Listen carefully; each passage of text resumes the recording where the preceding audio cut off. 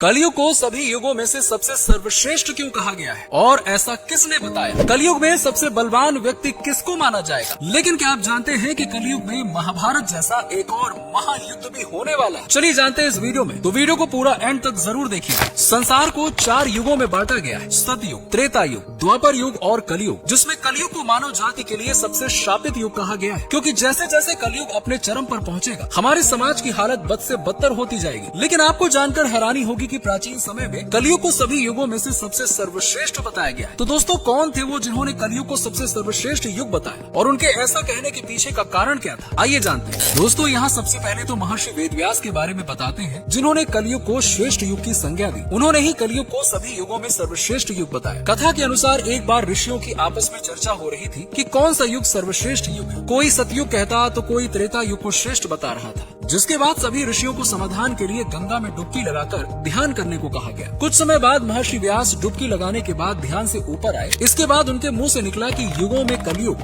वर्ण में शूद्र और इंसानों में स्त्री श्रेष्ठ है। महर्षि व्यास के इस कथन से सभी शिष्य आश्चर्यचकित होकर आपस में बातें करने लगे कि ऐसा क्यों कहा जा रहा है, क्योंकि सबसे शापित युग कलयुग और जातियों में ब्राह्मण ही श्रेष्ठ है। तो फिर ये व्यास जी कौन सा मंत्र का जाप कर रहे हैं? सभी ऋषि इसी पर सोच विचार कर रहे थे कि तभी महर्षि एक बार फिर से नदी में डुबकी लगाते हैं और फिर से बाहर निकलने के बाद कलयुग को ही श्रेष्ठ युग बताते हैं। ऐसा कहने के बाद महर्षि अपने कुटिया में चले जाते हैं। महर्षि के कुटिया में जाने के बाद शिष्य भी उनके पीछे पीछे कुटिया में प्रवेश करते हैं और कहते हैं कि महर्षि, हम आपके पास एक समस्या के समाधान के लिए आए थे, लेकिन आप नदी में डुबकी लगाते समय जिस मंत्र का जाप कर रहे थे उस मंत्र ने हम सभी को आश्चर्य में डाल दिया कि आखिर कलयुग सभी युगों में श्रेष्ठ कैसे हुआ? कृपया करके आप इसका जवाब दीजिए। इस पर महर्षि व्यास जी ने कहा कि हे ऋषिगण, इसमें असमंजस की क्या बात है? मैंने जो भी कहा सत्य कहा। मनुष्य को जो फल सतयुग में 10 वर्ष में तप करने पर मिलता है, वही फल मनुष्य को त्रेता में 1 वर्ष में, द्वापर में 1 महीने में और कलयुग में 1 दिन में मिल जाएगा। इसी तरह से जो फल सतयुग में त्याग, त्रेता में यज्ञ, द्वापर में देवार्चन से प्राप्त होता है, वही फल मनुष्य कलयुग में प्रभु के कीर्तन और भक्ति मात्र से ही प्राप्त कर लेगा। दरअसल कलयुग को ये वरदान प्राप्त है कि कलयुग में सिर्फ श्री हरि का नाम जाप लेने से मनुष्य का कल्याण निश्चित है। उसे मुक्ति के लिए अन्य किसी भी साधन की आवश्यकता नहीं। इसीलिए मैंने कलयुग को श्रेष्ठ कहा। इतना सुनते ही ऋषिगण वेद व्यास जी से कहते हैं कि महर्षि, हमने आपको नदी में दूसरी बार डुबकी लगाते हुए सुना था कि कलयुग में शूद्र श्रेष्ठ है। आखिर ये संभव कैसे है? समाज का सबसे निम्न वर्ग श्रेष्ठ कैसे हो सकता है? इस पर महर्षि वेद व्यास कहते हैं कि पहले ब्राह्मणों को ब्रह्मचर्य का पालन करना होता था, जिसके बाद वो अनुशासन और मर्यादा में रहते हुए मंत्रों और वेद शास्त्रों का अध्ययन करते थे। इसके बाद वो अन्य वर्णों को धर्म का ज्ञान देते थे। इस तरह प्रत्येक ब्राह्मण अपने कर्म का पालन करते हुए उच्च पद को प्राप्त होते थे। लेकिन कलयुग में ब्राह्मणों के अंदर ये गुण देखने को नहीं मिलेगा, इसीलिए ब्राह्मण उच्च पद को प्राप्त नहीं होंगे। लेकिन शूद्र में पहले से ही ब्रह्मचर्य और शास्त्रों के अध्ययन का नियम लागू नहीं होता, इसीलिए कलयुग में जो शूद्र होंगे वो सेवा भाव के बल पर उच्च पद को अर्जित कर लेंगे। इसीलिए मैंने शूद्र को कलयुग में श्रेष्ठ कहा। दोस्तों, कथा के बाद वेदव्यास केवल यही नहीं रुके। उन्होंने कहा कि जो पुरुष अपने गुण रूपी जल से कलयुग में अपने समस्त पापों को धो डालेगा,